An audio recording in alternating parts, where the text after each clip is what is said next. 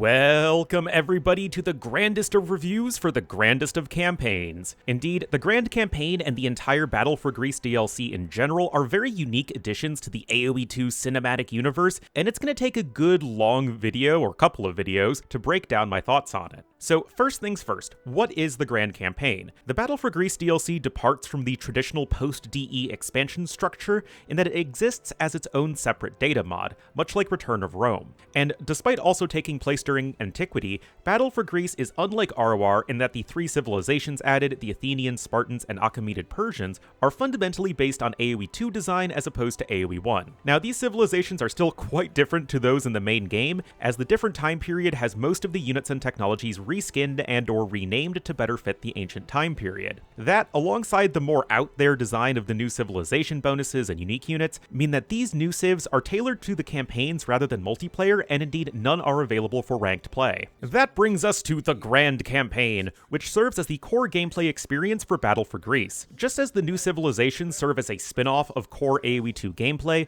the Grand Campaign is not structured like traditional AoE2 campaign experiences. Instead of 5 to 6 scenarios focusing on the exploits of a specific historical figure and or empire, the Grand Campaign is, well, grander in scope. It features 21 scenarios that all more or less follow a continuous narrative spanning 200 years of history. The story winds its way from the Ionian Revolt against the Persians to the Greco-Persian Wars, and ending with the Peloponnesian War. Another notable feature of this campaign are the choices that you can make as a player, which can impact certain aspects of future scenarios. I'll get more into those later on, but for now, it's worth mentioning that AoE2 has never done anything like this before. Now, with that taken care of, it's time to get into the review itself. There is a lot to cover here, so I'm just going to go through each section of the campaign, first the Achaemenid, then Athenian, then Spartan, briefly covering each scenario and my thoughts on its design, and then more broadly discuss how each section of the campaign works from a conceptual and narrative perspective. Finally, once we get through all of that, I'm going to go over what I see as the strengths and weaknesses of the Grand Campaign overall, and then give some closing thoughts on how I see the Capture Age team's first crack at a Chronicles expansion can serve as a basis for future editions. So obviously this is going to be quite the review,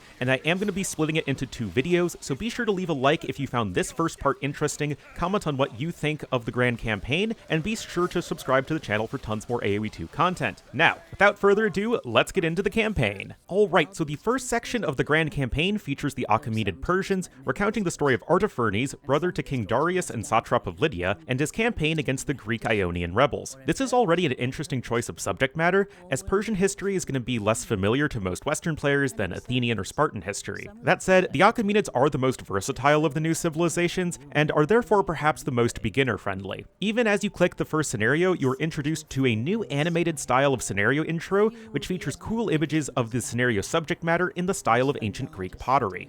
Getting more into the missions themselves, the first level is titled Prologue, Gates of the Gods. As the name implies, this is more of a one-off introduction to the Grand Campaign, covering King Darius' siege of Babylon a good 20 years before the core events of the campaign. This is a very cinematic level, featuring huge Imperial Age armies storming an enormous well-defended city. There is not really much in the way of decision-making, and this level's primary purpose is to introduce all of the cool new unit models in Battle for Greece, as well as some of the characters we will see later in the campaign. The protagonist Artaphernes is shown to be generally disrespected by the rather pompous King Darius, who puts his trust in his faithful general Datis. Artaphernes and Datis must work together to undermine the city walls, rally treacherous mercenaries, and ultimately take Babylon's ziggurat. That said, this scenario also introduces you to the first choice that impacts future scenarios, which is your pick of Royal Guard. Each section of the Grand Campaign starts with some elite units that can be additionally recruited at the castle, with you getting to choose between an infantry, archer, or cavalry Royal Guard. Beyond that, there's not really all that much to this level,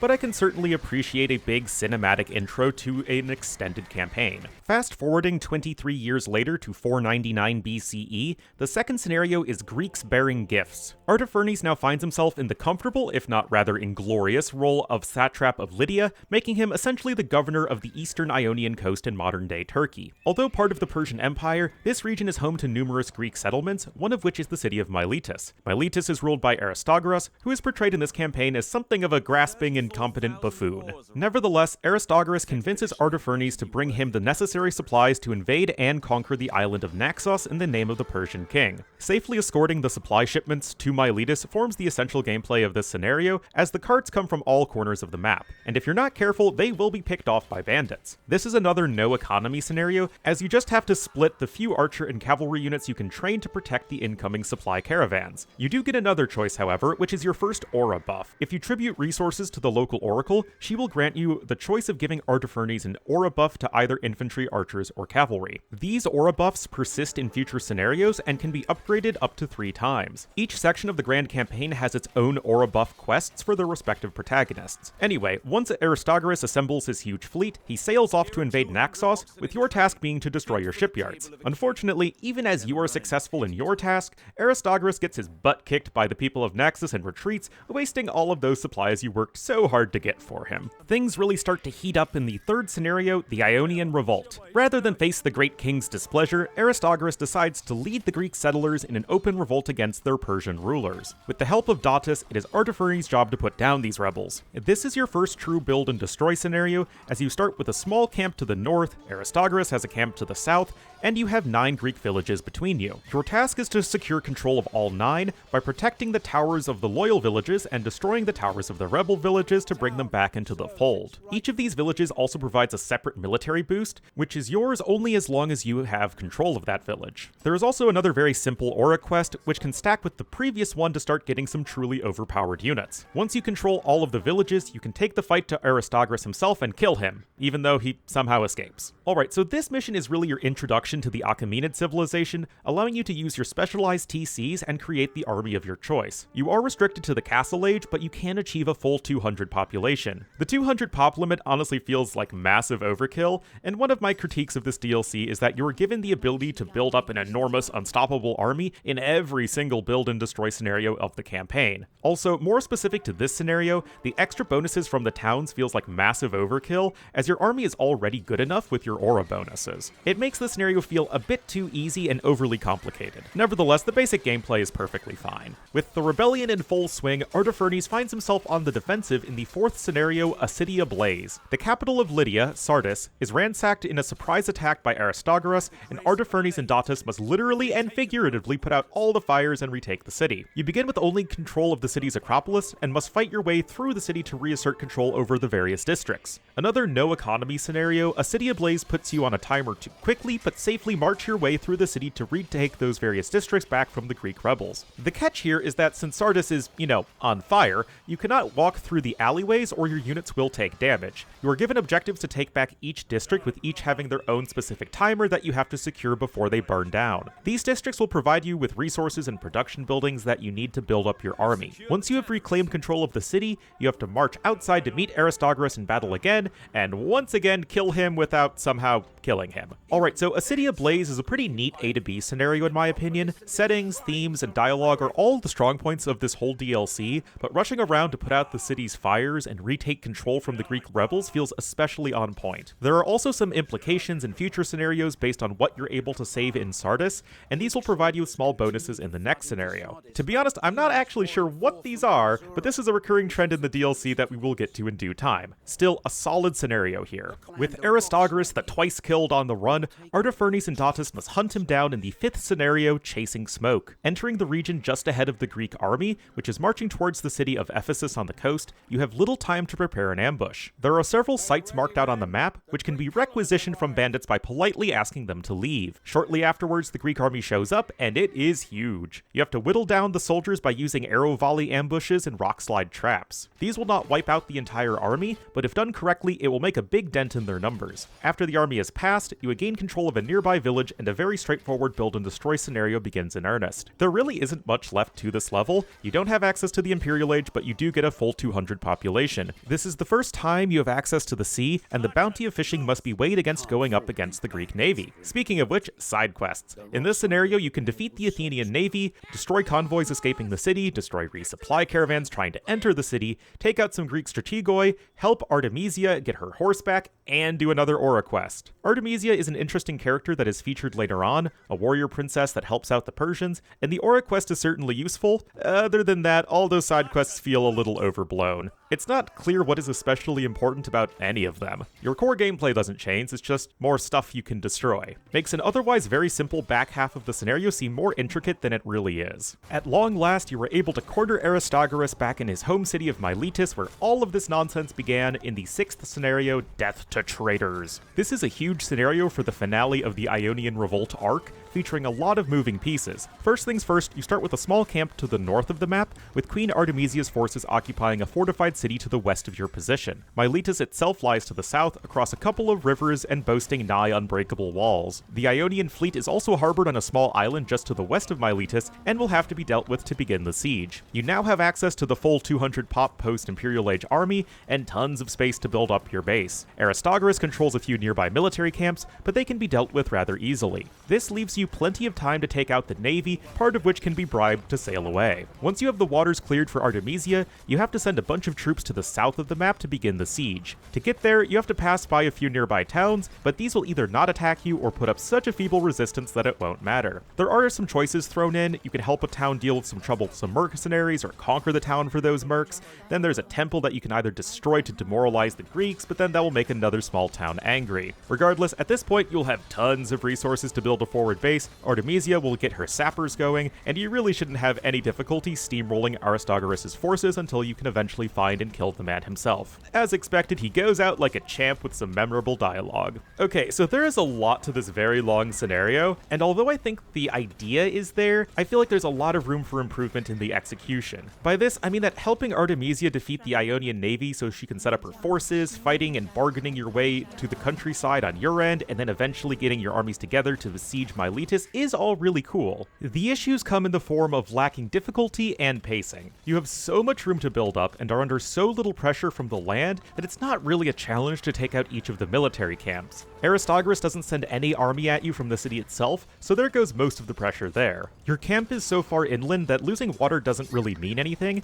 and Artemisia is never really under any danger of getting defeated, so there isn't any pressure from there either. Lastly, by the time you are all set up and ready to go for the siege, you are just going to have such an astronomically huge eco that taking Miletus feels extremely easy. I'll talk more about this later, but scenario design is generally one area where I think the Capture Age team can improve, and this scenario is unfortunately a prime example of that. Alright, that was very long, but we still have one more Persian scenario, and that is Earth and Water. Even with the Ionian revolt finally suppressed, King Darius still seeks to punish the Greeks by attacking their islands in the Aegean. Other than a brief farewell from Artaphernes, you play only as Datus in this level, which means no more aura bonuses. That would be sad, but this is a full naval level anyway, so it doesn't really matter. You begin with a large navy and army and transport ships to the east of the map, and must first secure a base of operations in the twisting archipelago that occupies most of the map. An island controlled by Naxos, the dudes that Aristogoras almost conquered in the second level, is your first target, and you can gain a control of it by easily destroying their towers. It is here that you will get an economy and the mission begins in earnest. Your main objective is to destroy the forts of Naxos and Charistos, your two strongest opponents, whose sprawling Imperial Age cities lie to the far north and south respectively. However, it's a party here in the Aegean, and there exist many other factions that will all eventually get to the Imperial Age. Tenos is just to the north and west of your starting position, Andros is above them, Paros claims many islands to the far west, and the Greek Admiral Dionysus, who you defeated in the last scenario, operates out of a pirate's fort in the center. You don't need to defeat any of these players, but they will attack you relentlessly until they are subdued.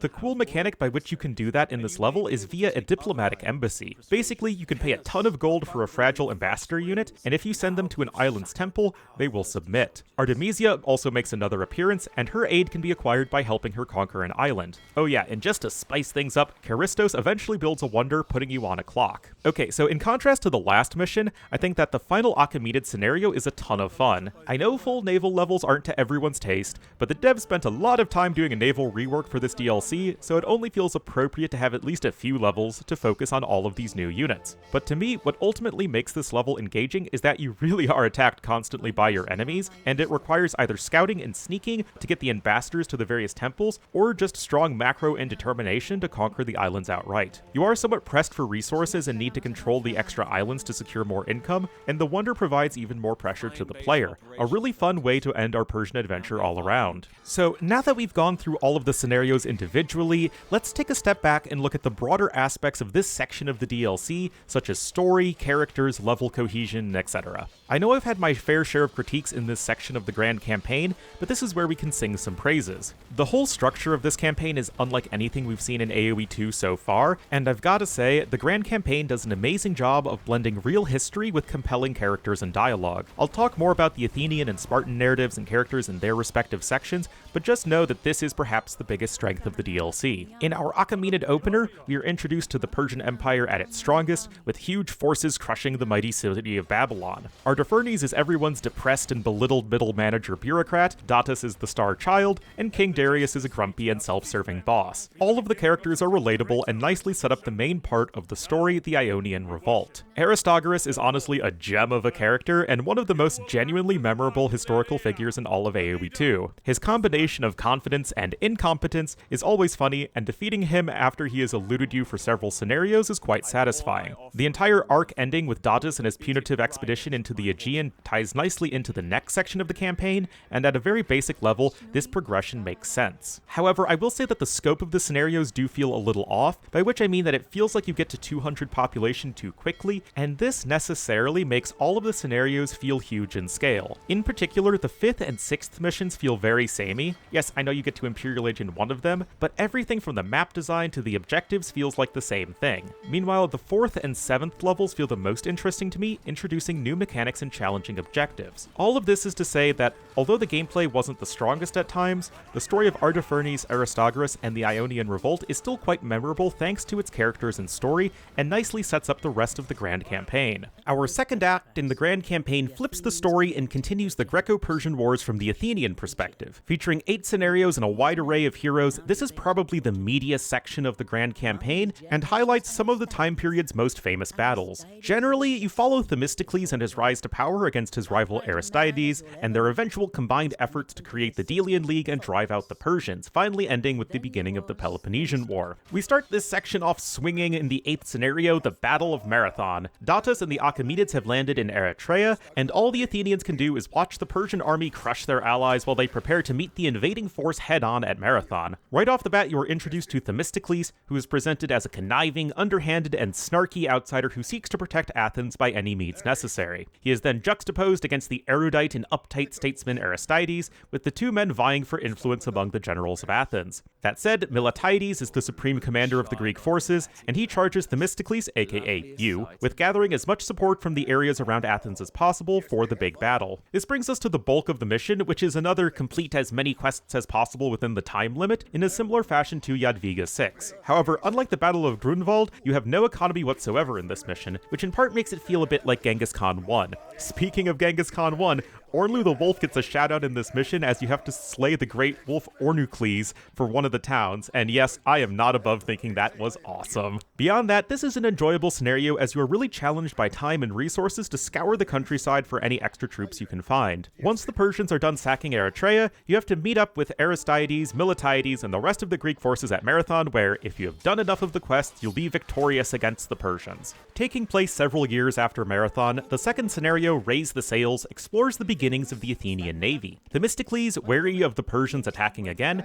as well as desiring the title of admiral, seeks to ostracize his rival Aristides from Athens. In order to win the votes of the free Athenians in this election, you have to do some good old-fashioned corrupt electioneering. You have the choice to either slander Aristides or to engineer a false flag operation against some, quote, Aegean pirates. Regardless of how you do it, you'll win the election, take control of Athens, and you can begin your naval building in earnest. The basic gameplay of this scenario is to build ships and sink those of your enemies. The pirates who hold numerous small islands to the east, and the city-state of Aegina, which occupies a large island to the south. There is very little gold in the region, so you have to rely on tributes from the newly discovered silver mines to get that resource. You also lose if the mines are destroyed. Furthermore, you start with access to very few naval units, and it's only through experience that the fleet can grow more powerful, enabling more advanced ships and technologies. Once you have a big enough navy, you can take the fight to Aegina, and destroying their forts will win you the scenario. Alright, so Raise the Sails is one of those levels that has some really cool ideas, but in my opinion, fumbles the execution. The election at the start is interesting, but having played both underhanded methods of gaining votes, it doesn't really feel like there's much of a difference. The main core of the scenario, again, although conceptually quite strong with the gradual development of the navy, feels way too easy. You can pretty much defend the silver mines with only your starting army for the whole scenario,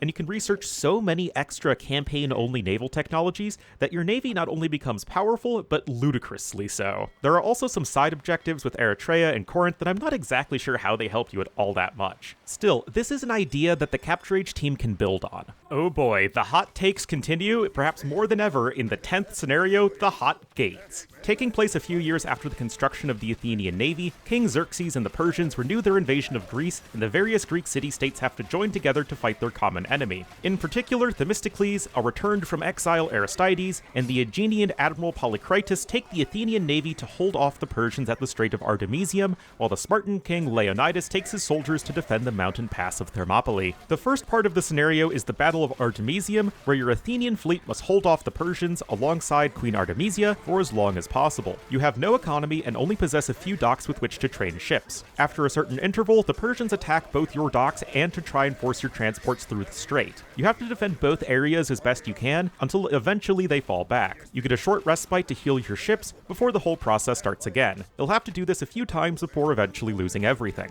Once that happens, you actually shift players over to Leonidas and the Spartans who are set up in Thermopylae. Again, you get resources and some production buildings, and you have to hold off the pass for as long as possible. You can get some buffs by holding forward outposts, but other than that, just spend your resources and you'll be fine. Okay, so there is a reason I said this was a hot take. This level is very grand and cinematic, depicting a couple of the most famous battles in history, but the gameplay is, in my opinion, incredibly underwhelming. Your objectives are vague, and it can be hard to tell if you have done enough to win each section. To me, Artemisium is actually the more interesting one, because you don't have enough resources to get everything you want, and the separate locations you have to defend force some tough choices. To me, Thermopylae is honestly incredibly boring. You have all the resources you need to get all the upgrades, and the passive bonuses and OP techs that can be researched make your units comically overpowered. Fitting for the mighty 300, but the only mechanic is just waiting around while you defend the forwardmost outpost. That's it. Just spending your resources is all there is to do. You just mow down everything until eventually you stop getting resources, can't replenish your forces, and then lose. It would be more interesting if maybe there were activated boosts that only lasted a short while, or if there were Persian commanders to snipe, or something like that. As it stands, however, I am not a fan of this mission. Despite a valiant defense, the Persians still marched onwards towards Greece, forcing the Athenians to flee their city in the 11th scenario, Divined Salamis. Indeed, Themistocles brings the Athenians to make their stand on the island of Salamis, which is blockaded by the Persian navy. You begin with control of the whole island, which occupies most of the map, with the Persians having a blockade to the east and the Egyptians having ones to the west. The first part of this mission is to defend Salamis while you build up an economy and navy, which will eventually be used to take out the Persian blockades. After that, as well as a big naval battle against Queen Artemisia, you then have to sail back to Attica to destroy the Persian forts. There are also a couple of side quests you can do, such as an Aura quest, taking out the Egyptian blockade,